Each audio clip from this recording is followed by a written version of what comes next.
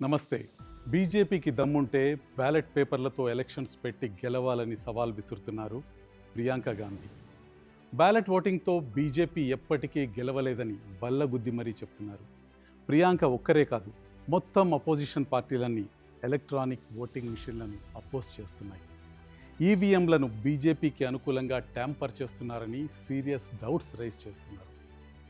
ఇంతకీ ఈ ఈవీఎంలు ఉంటాయా, మూలపడతాయా? ఇదే ఈరోజు టాపిక్. బ్యాలెట్ పేపర్ నుంచి ఈవీఎంలు ఎలా వచ్చాయో ఒకసారి చూద్దాం. మన దేశంలో బ్యాలెట్ ఓటింగ్ విధానం ఫస్ట్ జనరల్ ఎలక్షన్స్ అంటే 1951లోనే స్టార్ట్ అయింది. ఈవీఎంలను మాత్రం ఫస్ట్ టైం 1982లో కేరళలోని ఉత్తర పరపూర్ బై ఎలక్షన్లో యూజ్ చేశారు. అయితే ఆ ఎలక్షన్ చెల్లదని సుప్రీంకోర్టు కొట్టేసింది. 1998లో మధ్యప్రదేశ్లో 5, రాజస్థాన్లో 5, ఢిల్లీలో 6 అసెంబ్లీ సీట్లలో ఈవీఎంలతో ఎక్స్పెరిమెంటల్గా ఎలక్షన్స్ కండక్ట్ చేశారు. పూర్తి స్థాయిలో ఈవీఎంలను యూజ్ చేసింది మాత్రం 2004 పార్లమెంట్ ఎలక్షన్స్లో. అప్పటి నుంచి పార్లమెంట్, అసెంబ్లీ ఎలక్షన్స్ పూర్తిగా ఈవీఎంలతోనే జరుగుతున్నాయి. అయితే లోకల్ బాడీ ఎలక్షన్స్లో మాత్రం ఇప్పటికీ బ్యాలెట్ పేపర్స్ని యూజ్ చేస్తున్నారు. ఈవీఎంలలో వీవీప్యాట్ రోల్ ఏంటి?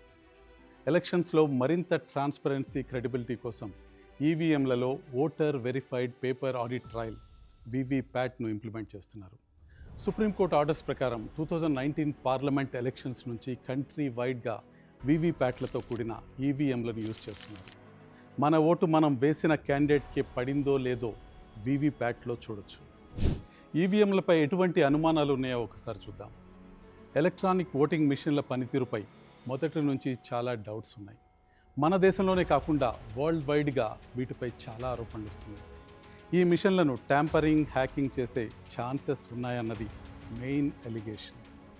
వీటి హార్డ్వేర్, సాఫ్ట్వేర్లో లోపాలు ఏర్పడితే ఓటింగ్ ప్రాసెస్సే ఆగిపోతుంది. అధికార పార్టీకి ఎక్కువగా ఓట్లు పడేలా ప్రోగ్రామ్ సెట్ చేస్తున్నారన్నది అపోజిషన్ ఆరోపణ.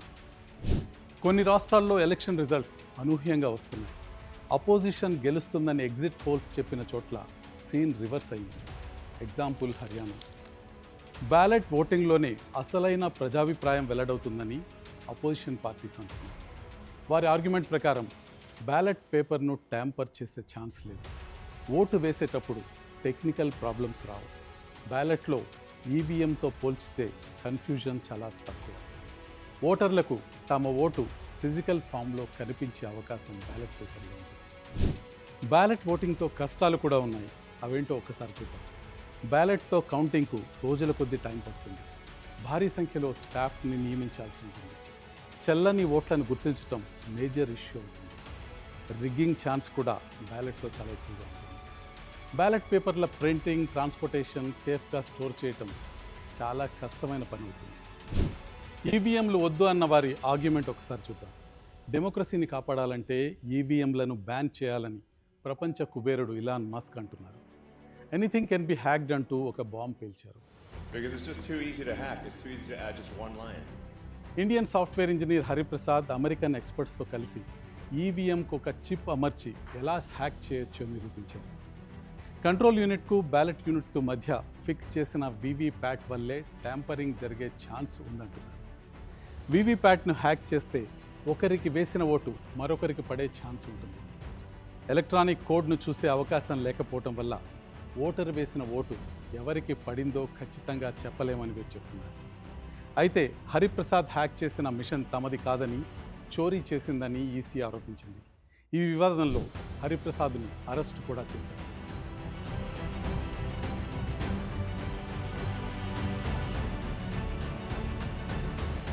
రాహుల్ గాంధీ ఈవీఎంలకు వ్యతిరేకంగా గట్టిగా ఫైట్ చేస్తున్నారు.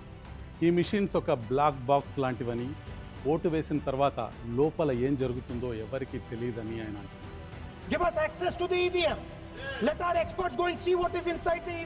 ఏపీ ఎక్స్-సీఎం జగన్మోహన్ రెడ్డి కూడా ఈవీఎంలపై చాలా డౌట్స్ రైజ్ చేశారు. ఈవీఎంలకు సంబంధించి మా ఫైట్ కొనసాగుతానే ఉంది. ఈవీఎంలను 90 సెకండ్లో హ్యాక్ చేస్తానని ఢిల్లీ మాజీ సీఎం కేజ్రీవాల్ ఈసీని ఛాలెంజ్ చేశారు. हम तो कह रहे हैं आप अपनी ईवीएम दे दीजिए, उसका मदरबोर्ड चेंज करना है, 90 सेकंड लगते हैं. అయితే ఆ పని మా ఆఫీస్కి వచ్చి చేయాలని ఈసీ కండిషన్ పెట్టింది. ఆ కండిషన్ను ఆప్ యాక్సెప్ట్ చేయలేదు. ట్యాంపరింగ్, హ్యాకింగ్ జరుగుతాయనే స్ట్రాంగ్ ఎలిగేషన్స్ కారణంగా డెవలప్డ్ నేషన్స్ అయిన America, Germany, Ireland, Netherland, Italy, Norway, Finland ఈవీఎంలను పక్కన పడేసి బ్యాలెట్ పేపర్స్తో ఎలక్షన్స్ పెట్టుకుంటున్నారు. ఎలక్షన్స్లో ఈవీఎంలను ఇండియాతో పాటు బ్రెజిల్, ఫిలిప్పైన్స్, వెనిజులా మాత్రమే ప్రస్తుతం ఉపయోగిస్తున్నారు. ఈవీఎంల వల్ల బెనిఫిట్స్ ఉన్నాయని ఎన్డీఏ నేతలు అంటున్నారు. వారి ఆర్గ్యుమెంట్ ప్రకారం ఈవీఎంలలో ఎలాంటి ట్యాంపరింగ్కు ఛాన్స్ లేదు. బ్యాలెట్ పేపర్లతో పోలిస్తే ఓట్ కౌంటింగ్ ఈజీగా, స్పీడ్గా జరుగుతుంది. చెల్లని ఓట్ల ప్రాబ్లం కూడా ఈవీఎంలలో ఉంటుంది. బ్యాలెట్ పేపర్లలాగా ప్రింటింగ్ ప్రాబ్లం లేదు. ట్రాన్స్పోర్ట్ ఈజీ అవుతుంది. రిజల్ట్స్ కొన్ని గంటల్లోనే వచ్చేస్తాయని ఎన్డీఏ నేతల వాదన. ఈవీఎంలకు సపోర్ట్గా ఈసీ వాదన ఏంటో ఒకసారి చూద్దాం. మన కంట్రీలో వాడే ఈవీఎంలు ఎలాంటి wireless internet, bluetooth, wifi, radio ఫ్రీక్వెన్సీతో కనెక్ట్ కావని ఈసీ చెప్తోంది.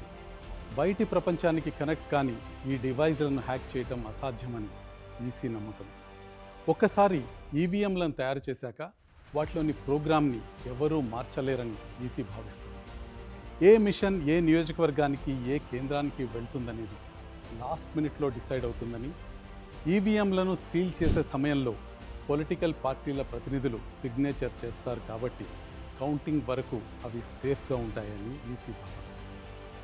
ఈవీఎం డేటాకు వీవీప్యాట్ స్లిప్లకు మధ్య తేడా లేదని చెప్పడానికి ప్రతి నియోజకవర్గంలో 5 పోలింగ్ కేంద్రాల స్లిప్లను క్షుణ్ణంగా లెక్కిస్తారని ఈసీ చెబుతుంది. ఈ కారణాల చేత ఈవీఎంలు పూర్తిగా సేఫ్గా ఉంటాయని ఈసీ భావన. అపోజిషన్ పార్టీస్ మాత్రం ఎలక్షన్ కమిషన్ వాదనని పూర్తిగా కొట్టిపారేస్తున్నారు. ట్రాన్స్పోర్టేషన్ ఈజీ కావటం, పోలింగ్ కౌంటింగ్ స్పీడ్గా చేయటం ఇంపార్టెంటా, లేక ప్రజల అభిప్రాయం మేరకు ప్రభుత్వం ఎలక్ట్ కావటం ముఖ్యమా అనే క్వశ్చన్ అపోజిషన్ పార్టీల ముందుకు తీసుకొస్తుంది. 5 ఏళ్లు ఉండే సర్కార్ కోసం 5 రోజుల కౌంటింగ్ జరిగితే తప్పేంటి, మనకన్నా టెక్నికల్గా అడ్వాన్స్గా ఉన్న కంట్రీలు పక్కన పడేసిన ఈవీఎంలను మనం నెత్తిన పెట్టుకోవటం అవసరమా అనే ప్రశ్న ప్రతిపక్షాల నుంచి వినిపిస్తుంది. అపోజిషన్ పార్టీల అనుమానాల మధ్య ఈవీఎంలను కొనసాగిస్తారా లేక బ్యాలెట్ అనే ఓల్డ్ మెథడ్ ఫాలో అవుతారా వేచి చూద్దాం.